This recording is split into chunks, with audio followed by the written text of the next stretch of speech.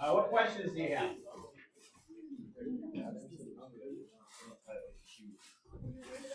Things going all right? Remember again, we have an exam a week from Monday, right?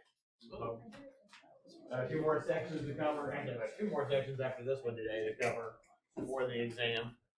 But just want to keep reminding, keeping the back of your mind there. No questions over anything at all? Ready to get started? Ready to get going? All right. All right, so the last couple of class periods we've talked about exponential functions and then logarithmic functions. So just to remind a little bit, since we're going to start with some graphing ideas, just to remind, if you've got an exponential function, you've got a y equals a to the x. What are the two basic shapes for the graphs? Yeah, up and to the right and down to the right like this, right? Right. How do you know if it's up and to the right versus down and to the right? What tells you? The base. So if it's up and to the right, what does it tell you about the base? Greater than 1. If it's down and to the right, it's between 0 and 1. Good. Where do they all cross the y-axis? At 1. Good. And what's always a horizontal asymptote? Y equals 0. Good. That sound familiar? Okay. Last time we did the inverses of exponentials. And again, remember, why do these have inverses? What does it pass to have an inverse? Oh, the horizontal line test, right? It's 1 to 1. It passes a horizontal line test, so it has inverses, right? They each have inverses. Okay. The inverses are the log functions, right?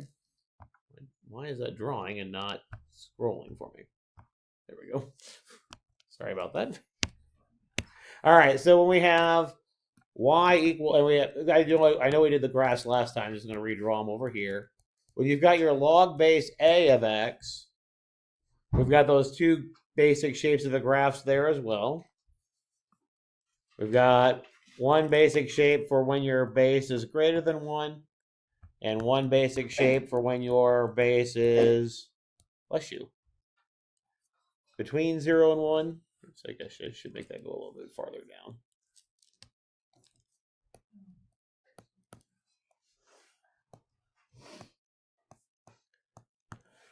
So remember, these are inverses, right? Inverses flip-flop inputs and outputs. They flip-flop the x's and y's, okay? So instead of having a y-intercept of 1, what are these going to have?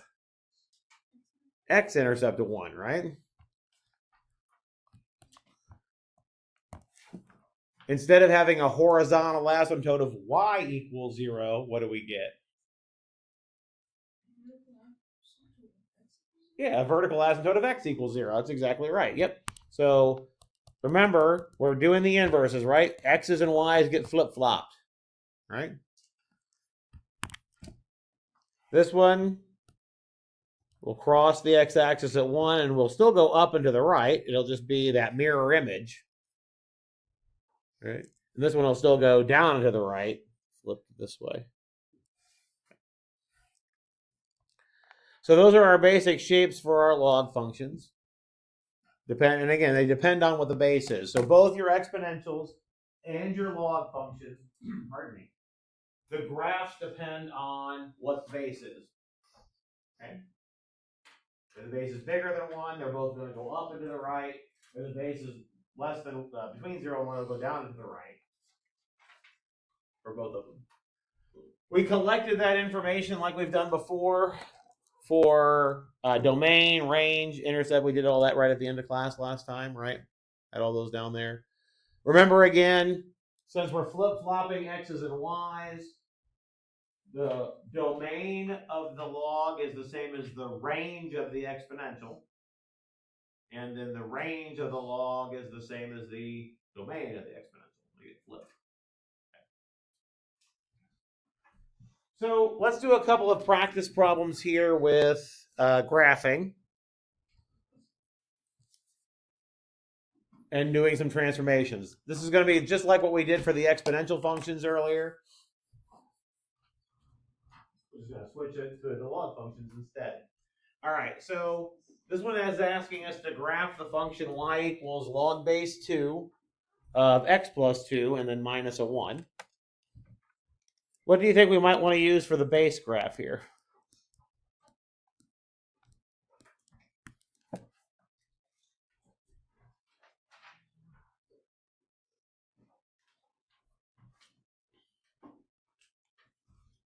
Okay, let me ask it the other way around. What transformations do you see?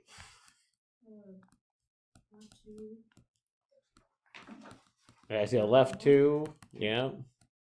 And which one, I'm sorry? Down 1, good. Yep, a shift left 2, I see that. And I see a shift down 1, right? What does that leave for your base graph then? Log base 2, doesn't it? It's log base 2 of x, good. So your y equals log base 2 of x is your base graph. Is that one of the ones that's going to increase all the time or decrease all the time? Does it go up and to the right or down and to the right?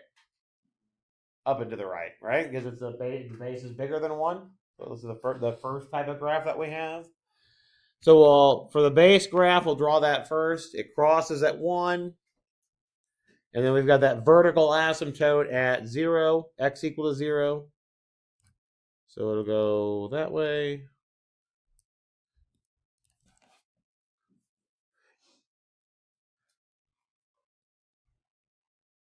We could get a couple of extra points. We haven't really talked about evaluating logs yet, so we're going to talk about that in a minute. Right now, I just want to worry about basic shape. Okay. I know it goes up and to the right. You could get a couple of extra points.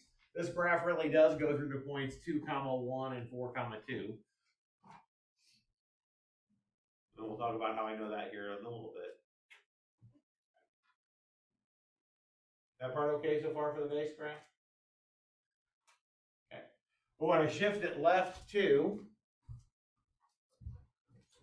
And I think it's helpful, again, if we know how we're shifting the asymptote and how we're shifting that intercept. Once we get those two kind of pieces of information, we can just keep track of what we're doing, right? Make the graph look similar. If we're going to shift left 2, where does this point right here, where does the x-intercept go to? -1. What about your vertical asymptote? Where does it end up? Yeah, -2, right? It's at 0, and we're going to shift it left 2, right? So our asymptote's going to go there. Okay, so at step 1, we'll get that graph. I should have changed the color, but a little late. Well, not really late. I could erase it, but we'll leave it that color. That was step 1, right? Everything got moved left 2. Notice that did move the asymptote, right? Moved it over to the left. The other transformation is what? Down 1. So the point here that's at 0 is going to go to -1. Does that transformation shift your asymptote? Does shifting it down change that vertical line? No, it's going to stay exactly the same, right? So we'll end up going, didn't draw it very well, but it'll go that way. And your final graph there. So just a couple of transformations on that one. We moved it left 2 and down 1. So we should have something that's going kind of in between these two.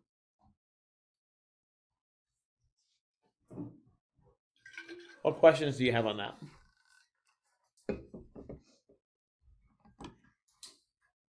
that okay? All right, take a few minutes to work on the next one. Same idea with the transformations.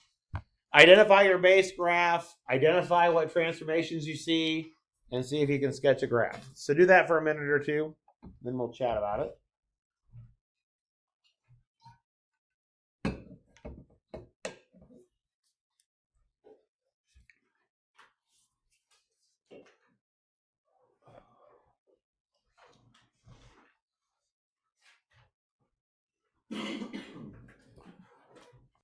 So we're going to go down and to the right, get that vertical asymptote at 0. We'll go through 1. I missed where it really goes through those points, so that's okay. Looks roughly like that, doesn't it, for our base? Okay. Remember again, I just want basic shape, right? I don't really care exactly going through the right points. Okay, I just want basic shape. Make sure we understand what the basic shape looks like. Okay. All right, how many transformations do you see? I see 3, right? You see all 3? That negative out in front, that -1 on the inside, and that +2 on the outside. So I got 1, 2, 3 transformations. What does the negative on the outside do? Yeah, flips it upside down, right? It reflects over the x-axis. What does the -1 do?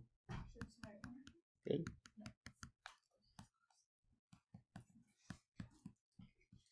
And what does the +2 do? Shift the up 2. Good. Again, anything that's on the outside, the inside of the function is literally what's inside the parentheses of that log, right? It's log of something, so that's the inside. So the only transformation affecting the x's is the -1 on the inside, right? The other 2 are outside the log function. The negative's on the outside of the log. The +2 is on the outside of the log. Was it +2, right? Forgot that short time. Okay. Everybody okay with the transformations? Yes. Okay. Thank you. All right. So first we'll flip and literally just make a mirror image that way. Notice when I flip it, it now looks like a log function that has a base that's bigger than 1, doesn't it? That's not a coincidence. Okay. The next thing, that's our first step. The next step is to shift right 1. So the point that's here at 1 will go to 2. Where does your asymptote go to? 1.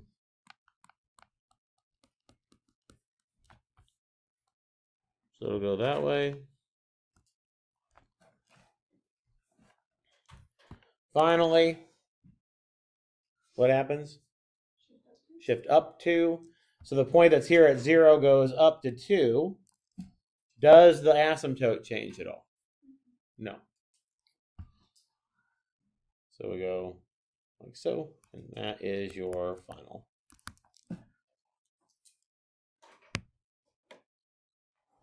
What questions do you have?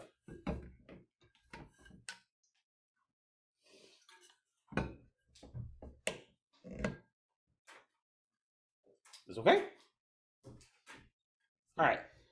I mentioned a little bit about you could make these graphs a little bit nicer if you got some points, right? I could make it a little bit more exact if I had some points on the graph.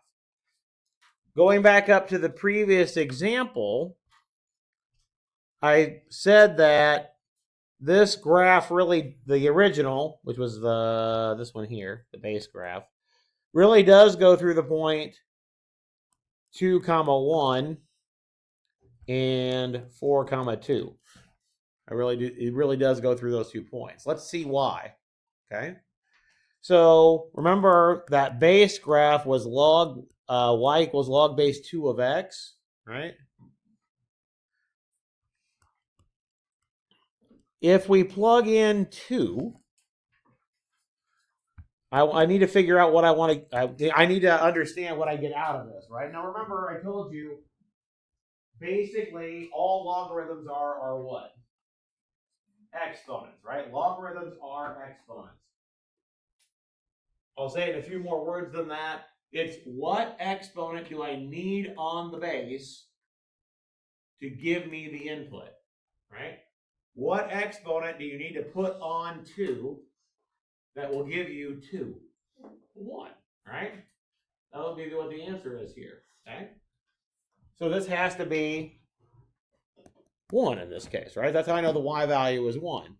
Let's see how we could get it at it a little bit differently. And this will be how we're going to simplify them a little bit later, okay? So let's erase this equals 1 here to start with. We talked about this last time and practiced with some problems. I have logarithmic form here. How would I change this to exponential form? How do we go from a logarithm statement to an exponential statement? We did these last time at the end of class. How did we rewrite this as from a log statement to the equivalent exponential statement? What did we do? What did we use for the base? The base that's down here, right? The 2. What do we use for the exponent?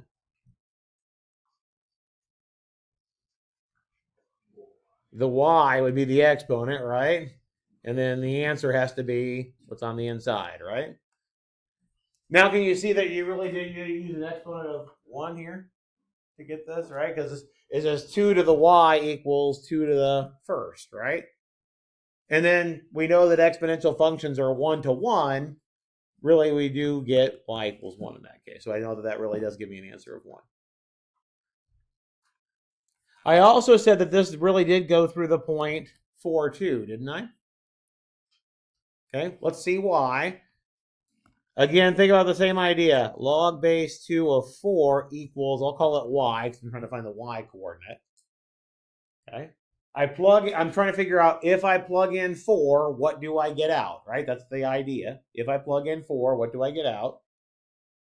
How do we rewrite that in an equivalent exponential form? Yeah, 2 to the y equals 4. Great, exactly. Yep. Okay. Now, notice on the left-hand side, I've got a base of 2. Can we rewrite the right-hand side so that we also have a base of 2? It's 2 squared, isn't it? All right. So 2 to the y would equal 2 squared. Okay. Now notice what we really have here, and you don't have to think about it this way every single time, but this is really what we're doing. This is the concept we're using. This is, I think about it in terms of functions. I plug in a y into the exponential function, and I got 2 to the y, right? Over here, I plugged in 2 into the same exponential function and got 2 squared. So what I'm saying here is that I've got 2 outputs of the same exponential function that are equal, right? 2 equal outputs. But what kind of function is an exponential function? It's a 1-to-1 function. 1-to-1 functions say that if I had equal outputs, I must have started with equal inputs, right? That's what 1-to-1 means. If I plug different things in, I have to get different things out. That's what 1-to-1 means, okay? So if I got the same thing out, I must have plugged the same thing in twice. So that's why we can get rid of the bases and just say that our exponents are equal. And so we get y equals 2. Okay. Let's switch to the other graph because I said when we graphed the other one, I missed a point, right? Okay. I said when I graphed this base, I missed a point. Okay. So the base was here. Pardon me. What if you did log base 1/3 of 3?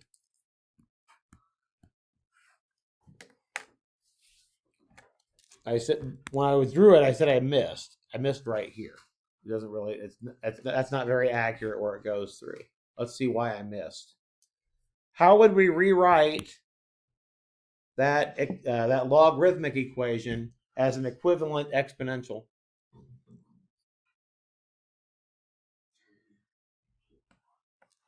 Say it again. I think I heard it. Yeah, the 1/3 to the y equals 3. Yeah. Okay. This is our base. This is the exponent, right? Okay. Now, what did we do in the previous one where we tried to figure out what this answer was? We got the same base on both sides, right? Okay. Can I rewrite? Let's work with the 1/3. It's a little bit easier. Can I rewrite 1/3 as a power of 3? Yeah, the -1, right? I can rewrite my 1/3 as a 3 to the -1. All right. Negative exponents tell you to make reciprocals, right? We're working that backward. Okay. What can you do with the exponents here in this situation now? If I got one thing raised to another thing, what can you do with your exponents? multiply them. Yeah, so we'll have 3 to the negative y equals 3 to the first power. And now what's going to set equal? What do we set equal now? The negative y equals 1. And so your y must be negative 1. And that was why I knew that I missed. Notice it's not at negative 1, is it? It's a little bit below that, isn't it? Okay. All right. We're going to practice with more of these later, but is this concept starting to make a little bit of sense? We're going to do more of these, I promise. Okay. All right. Well, let's go on to the next problems because they look a little bit different. It's asking us to find domains. Now remember, before we started talking about logarithmic functions, we had two big issues that we worried about for the domain. What were our two big domain issues that might pop up for functions? We had two big ones we talked about earlier this semester. What were they? What can't you do? You had zero where? Denominator, that was one bad one, right? Zeros in the denominator were bad. What else was bad? What else was bad for domain? We looked for zeros and denominators and something else. Root of a negative. Exactly right. Radical, yeah. A negative under a square root, right? Those are the two big ones. With logs, we have a new thing, right? Let's go back up to our log properties real quick. Notice that, log function properties. Notice that your domain here is 0 to infinity, right? So for log functions, you cannot plug in 0 and you cannot plug in a negative number. It kind of, in some sense, it kind of combines those two ideas, right? Okay. You're not allowed to put a 0 into a log and you're not allowed to put a negative into a log. Okay. I say not allowed. I'm lying. You can put negatives into logs. You just get complex numbers, but we're not going to talk about that. That's a completely different class. Okay. All right. No zeros, no negatives. Okay, so let's go back. No zeros, no negatives. If I want no zeros and no negatives, what has to be true about that expression? If I can't put in a 0 and I can't put in a negative, what has to be true about the 9 minus 4x? What must it be? Greater than 0, right? The inside has to be greater than 0. All right. Okay. So this is how we'll start these when we're asked to find the domain. We'll set the inside greater than 0 and solve. So let's subtract 9 from both sides. Get negative 4x is greater than negative 9. Divide both sides by negative 4. What happens to the inequality? It flips good. So you get x is less than 9/4. So if you want to write this in interval notation, what do we have? Say again? 9/4 to? Oh. Yeah, it's the other way, right? Because it's less than. Yeah. So be good. Yep, exactly right. Yeah, flip the other way around, right? Because we're going from up until 9/4, we'll get negative infinity to 9/4. That won't be included because again we can't put 0 in. That makes it 0. Okay. All right. I want you to work on the next one. The next one combines this concept with solving polynomial inequalities that we did last week, or I guess before break. So 2 weeks ago. Okay, so work on that one for a minute. It combines this idea with finding domain with solving polynomial inequalities. So work on that one for a minute, and we'll chat.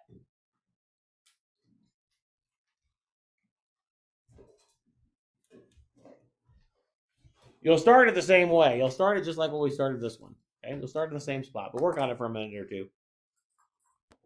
Yeah, we're going to need to factor, right? So first thing we need to do is write it just like we did with that inequality, right? We'll write it as x squared minus 3x minus 4 is greater than 0 is what we need to solve, right? Does that factor nicely? Yeah, what does it factor as? Good.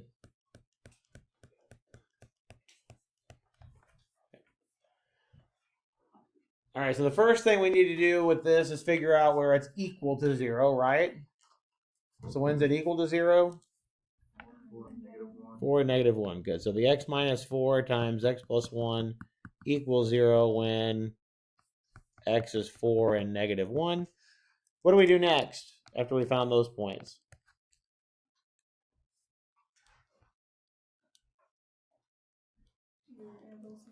Good. Exactly right. We do our intervals and our test points. Remember doing that?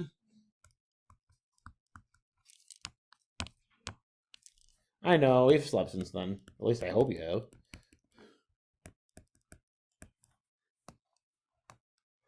What intervals do we need? Infinity negative 1? Yeah. Okay, and then Negative 1 to 4. Okay, negative 1 to 4 and 4 to infinity. Make sure you do them in order, right? Even though we wrote the zeros as 4 and negative 1, negative 1's smaller, right? So negative infinity up to negative 1 to 4, 4 to infinity. What do you want to use for test points? What do you want to use for the first interval?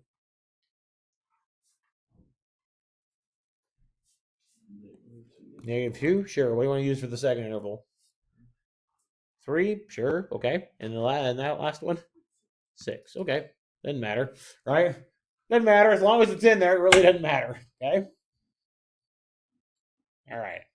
Now, again, all we care about is what the sign is. Where do I want to plug these into, by the way?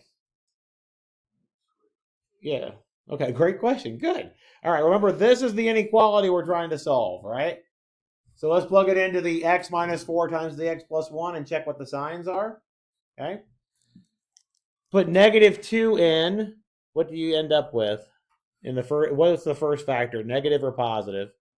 Negative. The second factor is negative. So you get a positive on that, right? For the next one, first factor is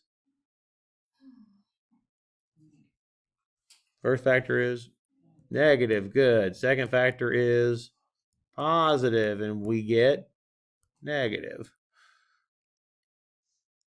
Last one, I think they're both positive, yes? So the answer ends up being positive. Good. If you want, you can put these into your calculator. There's nothing wrong with that. But again, I don't care what the actual value is. All I care about is the value positive or is the value negative? Okay. All right. What are we looking for? The positives or the negatives? Positives, right? Because it's greater than 0. So what's your domain going to be?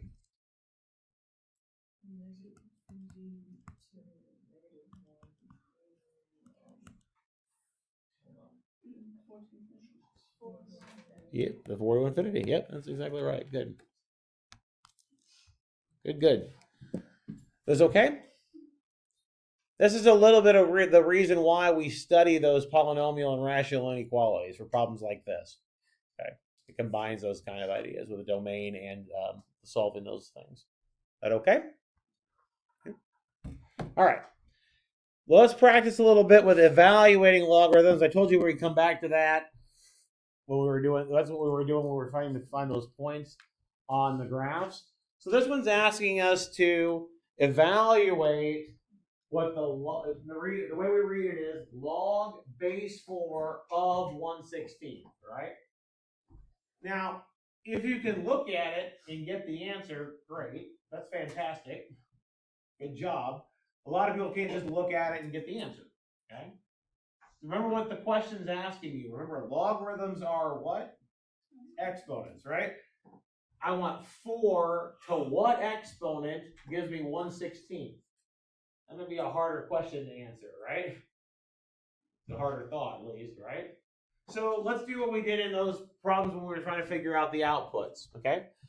Let's just give this a name. I'll call it X to start with. Doesn't matter what letter I use, I'll call it an X, okay? We want to know what X is. Okay? How can we rewrite this in equivalent exponential form? 1/16 x equals 4.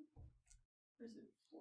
Yeah, you flipped it around. Yeah, flipped it around. It's so what do you use for the base? 4. The exponent is x, and then the fraction is the 1/16. Yeah. That's our equivalent exponential form, right? The base is 4, the exponent is x, 1/16. Now doing like what we did, well, kind of combining a couple of things. Like what we did in the previous examples, I want to try to get the same base on both sides, right? Okay. What do you think we want to do with that 1/16 to start with? How can I make it not be a fraction? How can I rewrite it using an exponent? The -1 exponent, good. I still don't have the same base, but at least I've got bases that kind of look the same. Write it on a fraction. Okay. Now, can I look at the 16? Can I write the 16 as a power of 4? Does 4 to some power give me 16? How can I write it? Yeah, it's 4 squared, right? So let's replace that. I got 4 to the x equals 4 squared to the -1. The 16 is 4 squared. What can we do with the exponents here again in this situation? Multiply them. So we get 4 to the x equals 4 to the -2. Do we see the same base on both sides now? Yeah. So what do you do with the exponents?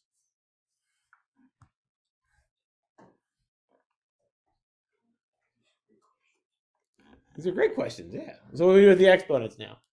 Remember, we can think of these as the outputs of the same exponential function. If the outputs are equal, what had to be true? The inputs are equal. The exponents are our inputs in this case, right? So we get x equals -2. Isn't that what we were trying to find was the value for x? Yeah. That's our answer. So this says that 4 to the -2 equals 1/16, which you can check, right? I can actually compute 4 to the -2 and get 1/16. Okay. Let's do the next one. Do the same idea. Let's set this equal to an x.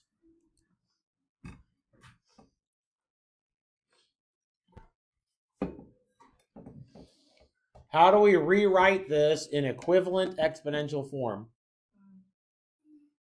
Right to the x power is 1 over 7. Yeah, the 7th root of 9, right? Any Star Trek fans? 7 of 9? Anyway. No Star Trek fans? My goodness. Wow. All right. Anyway. Wrong generation. I know. Holy cow. My bad. I don't know anything about pulp culture now anyway. This is perfectly fine. Let's take care of the fraction first, right? Let's do like we did in the previous one. I've got 1 over the 7th root of 9. How can we rewrite that? Yeah, good. 7th root of 9 to the -1 power, right? Let's make that a negative. Let's take care of that first. Get that fraction taken care of. And then let's try to get the same base. All right, on my way to get the same base, I see this radical, which really irritates me. I'd rather make it go away. How do we, remember, we're trying to do logarithms. Logarithms are exponents. How can we rewrite a radical as an exponent? A fraction, right? So what fraction do I want to use? 1/7. Good, exactly right. Yep. So this will be 3 to the x equals 9 to the 1/7 to the -1, right? What can you do with your exponents now? Multiply, good. And then now at least it looks better, right? We're not great because we don't have the same base on both sides, but it's better, right? I got rid of the fraction. I got rid of the radical, right? That's better. It's not done, but it's better, okay? So far, so good? By the way, if you could see to go directly from this to this, please do. Okay, you don't have to do it step by step if you see how to make it do it in one step. That's okay. Okay. All right. Notice in every other single problem, though, we've done get the same base on both sides, right? Looking at this 3, looking at this 9, can you get the same base on both sides? How can I rewrite the 9? 3 squared. Oops. And then one more time. What can you do with your exponents? You multiply them again. So I get 3 to the negative 2/7 when I multiply. Now we're one step from being done. Now I have the same base on both sides, right? So these are outputs of the same exponential function. So what must be true about the inputs? They must be equal. So the exponents have to be equal. And so there's our answer. Okay. That okay? Okay. Work on the next one for a minute, and then we'll chat about it. Done for the day. First step, do what? Yep, made it equal x. Good. Next step. Say it again. Okay, 1/25 to the x equals the 4th root of 125. Is that what everybody got for that first step there? Cool. All right. That's a good first step, right? Rewriting your logarithmic equation into the equivalent exponential form, right? Taking that log equation, make it into an exponential equation. Again, our ultimate goal here is to get everything in terms of the same base, right? Okay. Let's take care of the fraction and the radical first. Let's do this step by step. What can you do to rewrite that 1/25 so that we don't have a fraction? You go 25 to the negative. I'm going to do it in 2 steps, but you're exactly right. It'd be a negative x. I'll write it as 25 to the negative 1 to the x, right? And if you want to go ahead and make it to the negative x in 1 step, that's perfect, okay? You don't have to do 2. How do we rewrite the radical as a fraction? Or right as a fraction. As an exponent? I guess I told you how to do it. 125 to the power 1/4. Good. 125 to the 1/4. And then on the left-hand side, what can you do with your exponents? Multiply them. So you get 25 to the negative x, which someone said to start off. And then I get 125 to the 1/4. Better, right? Not great, not done, but better. Why is it better? No fraction, no radical. Right? I took care of that first. You might be able to take care of multiple things at once, by the way. If you're good enough and can have comfortable enough with it and want to do it that way, perfect. Okay? I'm just trying to do it step at a time. Right? We need the same base on both sides, right? In the previous examples, we've always written one of them in terms of the other, right? We left one alone and wrote the other one in terms of it. Can I do that here? Is 25 to a integer power 125 or 125 to a power 25? Not quite, right? Because if I do 25 squared, I get 625, right? Okay. So, but I can also do that. Well, let me try to say that with words again that actually make sense. I can't easily write 25 as a power of 125 or vice versa. However, I can easily rewrite them both in terms of the same base. What base is a good one? 5, because 25 is what? Yeah, 5 squared, right? And 125 is 5 to the 3rd, right? So I don't have to use one base that's on one side and try to get the other in terms of it. I can play with them both at the same time, okay? On both sides now, what can you do with the exponents? Multiply them. So you get 5 to the negative 2x equals 5 to the 3/4. Now we have the same base on both sides, so we have the same exponential function. The outputs are the same, so the inputs are the same. So the negative 2x has to equal 3/4. and then divide by your -2 or multiply by -1/2, whichever way you want to think about it. You'll end up with -3/8. That one was a little more involved, wasn't it? Yes, it was. We'll practice with a couple of those again at the beginning of class on Monday. We'll finish this packet off on Monday and have a new one. All right? Have a good weekend, everyone. Thank you.